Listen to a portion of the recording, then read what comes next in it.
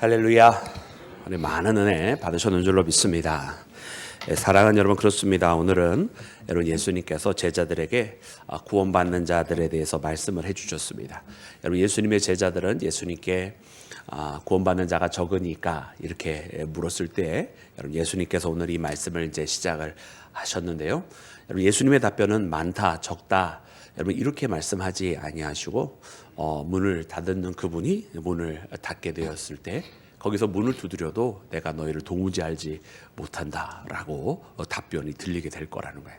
그러면 거기에서 다시 우리는 주님과 함께 묵기도 하고 주께서 우리에게 가르치기도 하셨습니다, 이렇게 구구절절 설명을 해도 또한 역시 들리는 답변은 변하지 않고 나는 너를 도무지 알지 못한다라고 하면서 여러분 내침을 당하게 될 거라고 하는 그런 자들이 있을 거라고 하는 이런 말씀을 하셨습니다. 여러분, 저는 오늘 이 말씀을 보면서 사랑하는 여러분들에게 제자들이 예수님께 물었던 것과 조금 반대로 여쭙고 싶어요. 제자들은 예수님께 구원받는 자들이 적으니까 이렇게 물어봤는데 저는 여러분들에게 묻기를, 여러분 구원받는 자들이 많겠습니까? 이렇게 물어보고 싶습니다. 여러분, 오늘 말씀은 예수님께서 많다 적다 이렇게 답변하지 않으셨잖아요. 그럼에도 불구하고 이 답변의 내용들을 보면 많지는 않겠구나 이런 생각이 들어요. 근데 사실 여러분, 더 진짜 중요한 이 말씀의 묵상은 무엇이었냐면 많느냐 적느냐 이것보다는, 그럼에도 불구하고 많지는 않겠다라고 하는 생각이 들었습니다만은, 그럼에도 불구하고 더 진짜 중요한 묵상은 무엇이냐면, 오늘 예수님께서 왜 이렇게 답변을 해주셨을 때 많다 적다가 아닌 것으로 대답을 해주셨을까? 여러분, 이 내용의 골자를 결국 보았더니 여러분, 그 하늘 문을 두드리면서 주님과 함께 먹기도 하고 주께서 우리에게도 가르쳐 주시기도 하셨습니다. 여러분, 이거 사실 누구들에 대한 이야기냐면 제자들에 대한 이야기입니다. 또 앞으로 예수님을 따라갈 사람들에 대한, 성도들에 대한 이야기입니다. 그렇기 때문에 여러분, 처음에 예수님 앞에 묻기를 구원받는 자가 적으니까 라고 물었던 이 제자의 마음을 한번 이렇게 한꺼풀 돌이켜보면, 물론 오늘 성경에서는 그 마음을 세세하게 기록을 하고 있지는 않지만, 혹 이 제자가 예수님 앞에 묻기를 자기는 당연지사로 구원받는 자이고 그 외에 과연 이 땅에 구원받는 사람이 많습니까 적습니까 이런 식으로 물어본 것이 아닌가, 이런 말씀의 묵상이 되어져요. 그래서 지금 자기는 예수님을 따라가고 있으니까 구원받는 자인데, 그런데 예수님, 우리 말고 많이 구원을 받는 건가요? 아니면 과연 구원받는 자들이 적은 건가요? 이렇게 물은 것으로 여러분 말씀이 보여지기를 시작을 하는 거예요. 그러면서 예수님께서 묻기를, 심지어 지금 질문을 하고 있는 너조차도, 지금 나와 이 길을 함께 걸어가고 있는 너희들, 소위 사람들이 12제자라고 불리는 너희들까지도 그 나라에 들어가는 그 일에 대해서 조금도 그 긴장의 끈을 늦추지 마라 라고 말씀을 해주시는 것 같아요. 왜냐하면 그날에 그 하늘문을 두드리게 되는데 그 한 번 닫으면 다시 열자가 없는 그분이 말씀하시기를 내가 너희를 도무지 알지 못한다고 하는데요. 여러분, 이 알지 못한다고 하는 이 야다라고 하는 뜻은 우리가 알고 있는 것처럼 피상적으로 아는 게 아니라 아주 구체적으로 아는 거잖아요. 근데 오늘 말씀해 보면 이 사람들의 답변은 알 수 없지, 우리의 관점에서는 그러니까 모를 수가 없는 사람들인 거예요. 왜? 함께 거기서 먹기도 하고 마시기도 하고 함께 생활을 했다는 이야기예요. 그리고 가르침을 받기도 하고. 그러니까 이 둘의 관계가 여러분 없는 겁니까? 있는 겁니까? 관계가 있는 자들이란 말이에요. 그러니까 소위 말해서 우리가 지금도 이야기하듯이 제자들이었고 성도들이란 말입니다. 그런데 어떻게 모른다고 할 수가 있죠? 여러분, 어떻게 모르신다고 하실 수가 있죠? 그 분명히 기억나실 수 있도록 심지어 답변을 해드린 거니까 그 기억을 상기시켜 드린 거 아니에요? 그럼에도 불구하고 돌아오는 답변은 하나도 변하지 아니하였어요. 우리 말씀을 읽어보기를 원하는데, 우리 25절 말씀을 읽고 그리고 우리 27절의 말씀을 읽으면서 여러분 그 집주인의 답변에 여러분 우리가 이제 집중해서 살펴보도록 하겠습니다. 우리 25절 먼저 읽고 27절 말씀 우리 함께 읽겠습니다. 시작. 집주인이 일어나 문을 한 번 닫은 후에 너희가 밖에 서서 문을 두드리며 주여 열어 주소서 하면 그가 대답하여 이르되 나는 너희가 어디에서 온 자인지 알지 못하노라 하리니. 아멘. 또 27절 시작.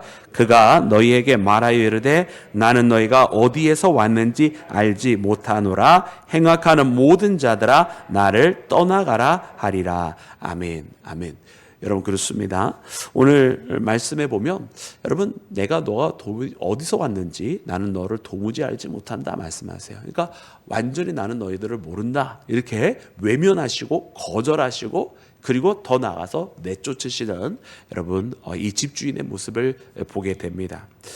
여러분 그래서 이 말씀은 물론 우리가 이 평행복음인 우리 마태복음 7장에 있는 말씀 또 우리가 그 7장 13절부터 14절 그리고 중간 살짝 끊어져서 21절부터 23절에 이어지는 이 말씀들을 보면 여러분 이때 여러분 적은 자에게 행한 것이 곧 나에게 행한 것이다 이런 말씀을 하시면서 정작 창세로부터 복을 받을 자들이라고 불리는 자들 다 내게로 할 때에 그 사람들은 자기가 뭘 하는지 기억을 하지 못했던 거 여러분 기억을 하실 거예요.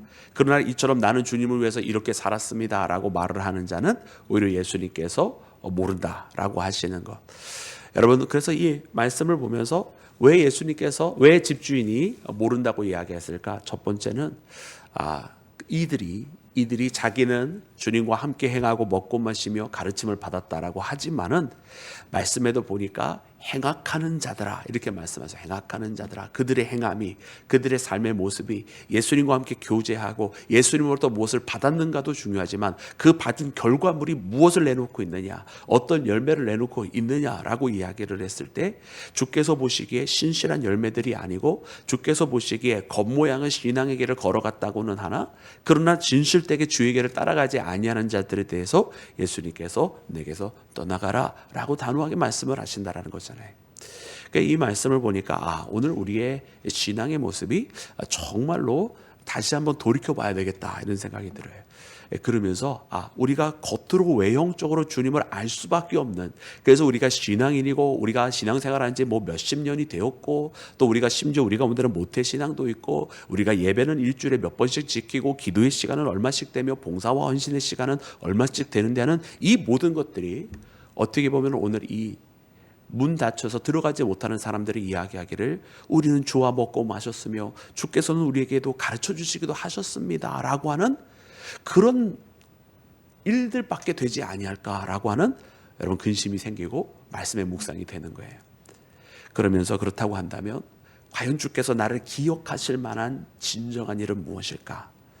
어떻게 보면 내가 이렇게 했다 저렇게 했다라고 하는 겉테두리가 아니라 그런 일들을 하면서 그런 삶을 살아가는 와중에 나의 중심이 어디에 있는지를 돌이켜봐야 되겠다는 생각이 드는 거예요.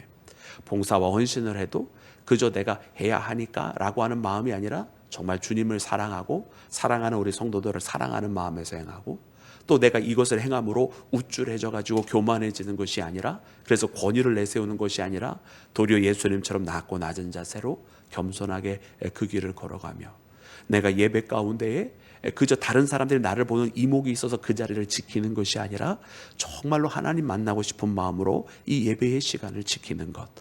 여러분 이런 어떤 겉테두리가 아닌 그 중심에 있는 것들이 채워졌을 때 여러분 주께서는 우리에게 행악자가 아니라 착하고 순종된 종이라고 우리 모두를 불러 주실 줄로 믿습니다. 여러분 그러므로 오늘 이 말씀을 보면서 여러분 많고 적음의 문제가 아니었습니다. 결국은 한 명의 제자라 할지라도 이미 제자라고 불린 사람이라 할지라도 그의 중심이 주께 있어야만 한다고 하는 이 말씀을 꼭 새겨듣고 여러분 우리의 중심이 여러분 따놓은 당상 아닙니다. 우리의 중심이 우리의 믿음이 흔들리지 않도록 이 믿음을 지키며 주님 앞에 나가는 우리 모두가 되기를 주의 이름으로 축원합니다. 또한 사랑하는 여러분 오늘 이제 예수님께서 예루살렘에 가까이 가게 되시면서 그 예루살렘을 보시면서 탄식하시는 모습이 나옵니다.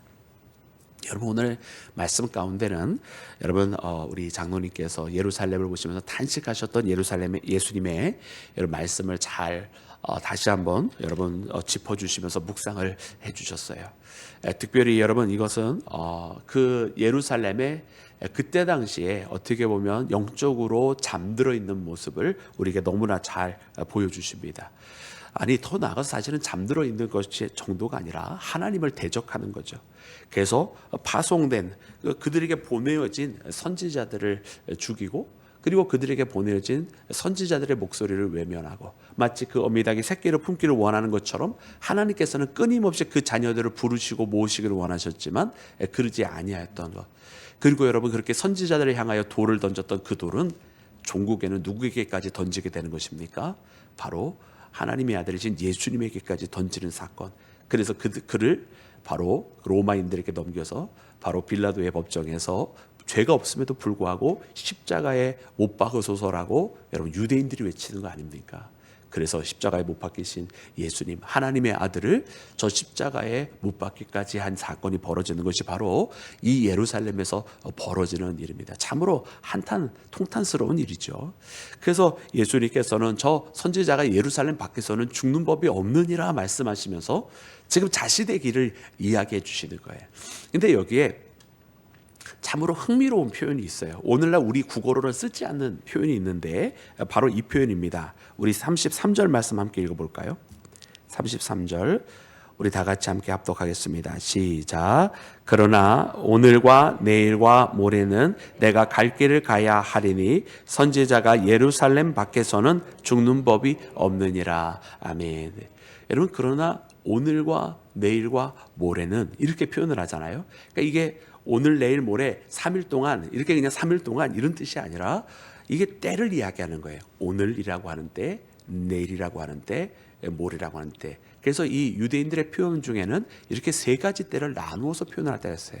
그래서 오늘과 내일과 모레는 이러면서 세 때를 나눠서 이야기하십니다.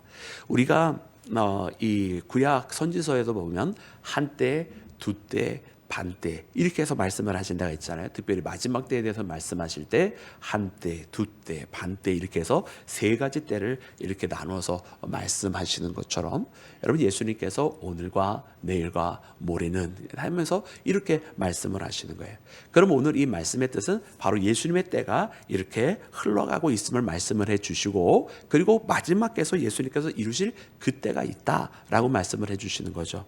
그래서 이것을 우리가 조금이나마 알 수 있는 것이 바로 그 전절에 나와 있는 말씀인데 32절에 보면은 예수님께서 그 오늘과 내일 하시면서 뭐라고 말씀하시면서 이렇게 이야기하십니다. 우리 32절 보면 이렇게 기록이 되어 있어요. 우리 함께 합독합니다. 시작.